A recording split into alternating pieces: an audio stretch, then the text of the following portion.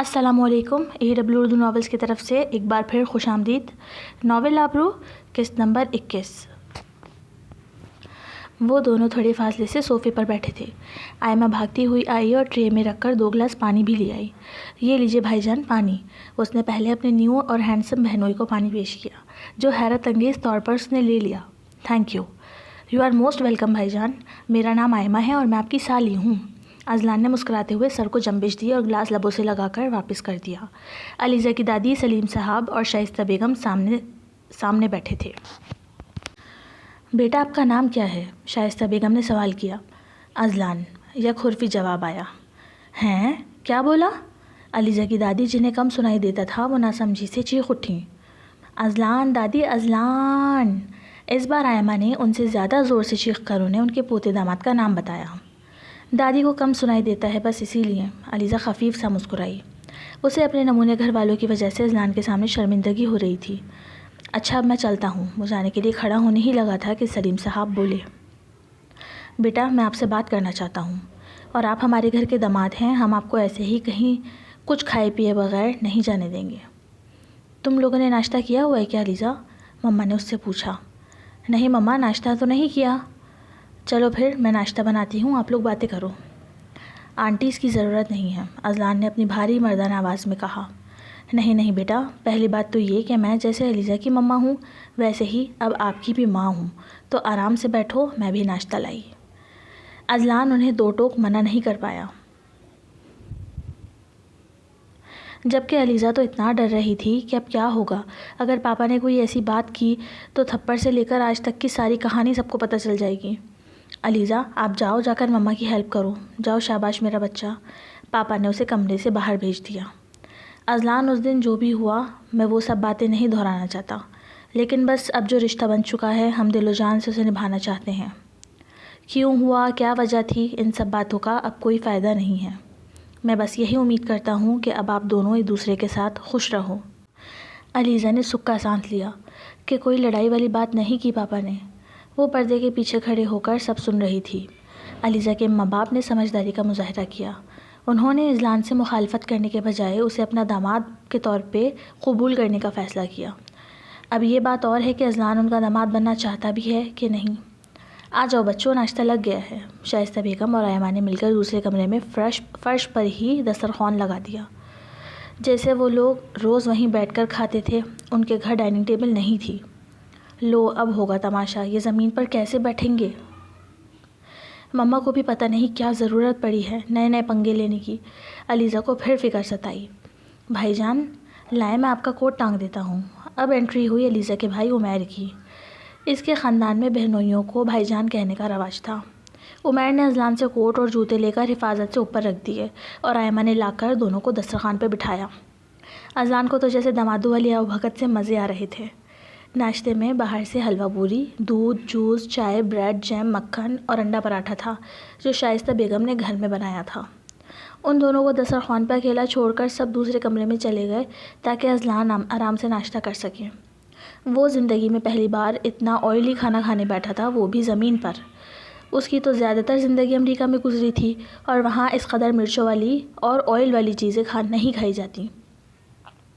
لیکن علیزہ کی تو حیرت کی انتہا نہ رہی جب اس نے اذلان کو پیٹ بھر کے حلوہ پوری اور انڈے پراٹھے سے ناشتہ کرتے دیکھا۔ جنموں کے بھوکے تھے شاید، اس نے دل میں کمنٹ کیا۔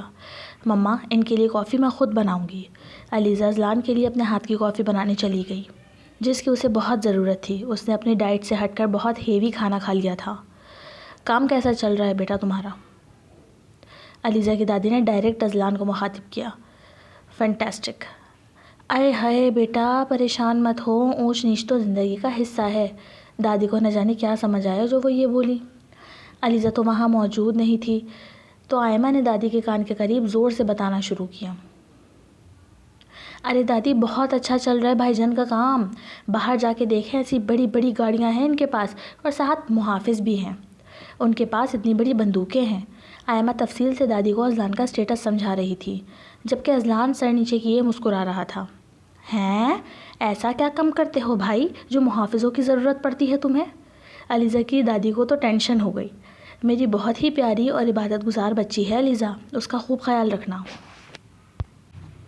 ابھی اور بھی کوئی مشورہ یا سوال دادی کرتی، لیکن اتنے میں علیزہ روم میں کافی لے کر آ گئی اور ایما کو اشارہ کر کے کہا، لے کر جاؤ یار دادی کو یہاں سے ایما، کیا چاہ کیا رہے ہو تم لوگ؟ معاف کیجیے، بس ایسے ہی ہیں یہ لوگ، انہیں نہیں پتہ کس کے سامنے کیا بولنا ہے کیا نہیں، آپ پلیز مائنڈ مت کیجیے گا۔ اس نے اسے کافی دیتے ہوئے صفائی پیش کی۔ اب وہ جانے کے لیے دوبارہ کھڑا ہوا۔ بیٹا ابھی کہاں چلے؟ میں نے باہر ناشتہ بھجوایا ہے، بیچارے وہ سارے بچے باہر دھوپ میں بھوکے بیٹھے تھے نا۔ شائستہ بیگم نے اذلان کے گارڈز کے لیے بھی خود ناشتہ بنا کر باہر بھجوا دیا تھا۔ مما کیا ضرورت تھی، کم از کم مجھ سے تو پوچھ لیتی۔ علیزہ کو اپنی ماں کی سادگی پر شدید طیش آ رہا تھا اور باہر سارے گارڈز اور ڈرائیور مزے سے انڈے پراٹھے کھا رہے تھے۔ اذلان ہمیشہ کے لیے علیزہ کو وہاں چھوڑ کر چلا گیا۔ وہ خود بھی اندازہ لگا چکی تھی کہ یہ شاید اس کی اور اذلان کی آخری ملاقات ہے۔ وہ اب کبھی اسے اپنے گھر نہیں بلائے گا۔ یہی وجہ تھی کہ جو کپڑے وہ جسم پر پہنی ہوئی تھی اس کے علاوہ وہ اپنے ساتھ اذلان کے گھر سے کچھ نہیں لائی تھی۔ اذلان کو بہت ضروری کام تھے تو اس نے ڈائریکٹ آفس کی راہ لی، اور علیزہ نے چینج کر کے اپنے ماں باپ بہن بھائیوں سے ٹھیک سے ملنا ملانا کیا۔ اس نے ابھی سب کو سچ نہ بتانے کا فیصلہ کیا، کیونکہ اذلان کی اس کے گھر والوں کے ساتھ ملاقات بہت اچھی رہی تھی۔ اس کے گھر والے اذلان کو بہت اچھا سمجھ رہے تھے اور دونوں کو ساتھ دیکھ کر خوش اور مطمئن بھی بہت ہو گئے تھے۔ وہ انہیں ابھی دکھی نہیں کرنا چاہتی تھی۔ یہ کیسی بے چینی ہو رہی ہے مجھے، شاید آج بہت آئل اور شوگر لیا تھا صبح، اسی لیے عجیب سا فیل ہو رہا ہے۔ وہ آفس تو چلا گیا تھا لیکن اسے بہت بے چینی اور اکتاہٹ ہو رہی تھی ہر چیز سے۔ جیسے تیسے کوئی ایک آدھ کام کیا پھر سب چھوڑ چھاڑ کر گھر چلا آیا۔ اس کا کسی کام میں بھی دل نہیں لگ رہا تھا۔ اس نے بغیر سوچے ہی بے خیالی میں گیسٹ روم انٹرکام کیا تاکہ علیزہ کو کافی کا کہہ سکے، میں خود تو اسے صبح چھوڑ کر آیا ہوں، اب وہ میرے ساتھ میرے اس گھر میں نہیں ہے۔ ایک دم یاد آنے پر اس نے انٹرکام بند کر دیا۔ اس کا سارا دن ہی بغیر شرٹ کے صرف شارٹ پہنے پہنے بیڈ پر اوندھے پڑے گزر گیا۔ اس سستی اور بے چینی کو وہ پہلے غلط چیزیں کھانے کی وجہ سے سمجھ رہا تھا، لیکن جیسے جیسے رات ہونے لگی اس چڑچڑاہٹ اور بے چینی نے اسے بتایا کہ وجہ کچھ اور ہے۔ ماشاءاللہ کتنی پیاری لگ رہی ہو تم علیزہ، وہ تمہارے ساتھ صحیح تو رہتا ہے نا؟ یہ سب اس دن کیا ہوا تھا؟ تم دونوں نے مل کر تو سب پلان نہیں کیا تھا؟ مارتا تو نہیں ہے؟ غصے والا لگ رہا تھا۔ ہو سکتا ہے تمہارا پہلے سے چکر ہو، اتنا خوبصورت اور امیر لڑکا تمہاری ایسی اندھی محبت میں کیسے گرفتار ہو گیا؟ اور نہ جانے کیا کیا۔ جب سے علیزہ کے گھر آنے کی خبر سب کو ہوئی تھی سارا خاندان ہی اس سے ملنے جوک در جوک آ رہا تھا، اور ہر کوئی ہی اس سے اس قسم کے فضول سوال کر رہا تھا جو کہ وہ کمال ضبط سے مسکرا کر اگنور کر رہی تھی۔ لو علیزہ یہ جوڑا اور جولری پہنو، اور ایما جلدی کرو بہن کے مہندی لگاؤ۔ مما رات ہو گئی ہے، اب کیوں تیار کروا رہی ہیں آپ؟ بیٹا لوگ آ جا رہے ہیں، نئی دلہن ہو تمہیں ایسے ہی تیار رہنا چاہیے۔ مما نیند آ رہی ہے بہت مجھے یار، پلیز آج رات مجھے سکون سے سونے دیں۔ ارے ہاں سو جانا، لیکن ابھی تمہاری چچی تائی کا میسج آیا تھا، وہ ملنے آئیں گی۔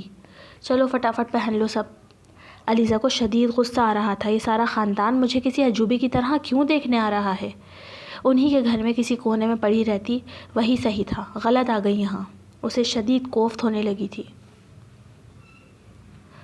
رات کے 12 بج رہے تھے۔ علیزہ بے تاثر سی کوفت زدہ چچی تائی اور دیگر مہمانوں کے درمیان تھی۔ اچانک اس کا فون بجا۔ فون اس نے ساتھ ہی رکھا ہوا تھا لیکن اس کے بجنے کی کوئی امید نہیں تھی۔ اسے 440 واٹ کا جھٹکا لگا اور نیند بالکل غائب ہو گئی، کیونکہ اذلان کی کال آ رہی تھی۔ ایکسکیوز می، ان کی کال آ رہی ہے۔ علیزہ سب سے معذرت کرتی اٹھی۔ ہاں بیٹا جلدی جاؤ بات کرو، شائستہ بیگم نے کہا۔ اذلان کی سب کے سامنے کال آنے کی وجہ سے سب کو لگا کہ دونوں کے بیچ سب کچھ بالکل نارمل ہے اور دونوں کی انڈرسٹینڈنگ بھی ہے۔ علیزہ کو بھی بہت خوشگوار سا احساس ہوا، سب اسے رشک اور حسد کی نگاہ سے دیکھ رہے تھے۔ اس نے چھت پر جا کے کال ریسیو کی کیونکہ نیچے بہت شور تھا۔ To be continue AW Urdu novels, don't copy my novel, please like comment share and subscribe my channel, thank you very much.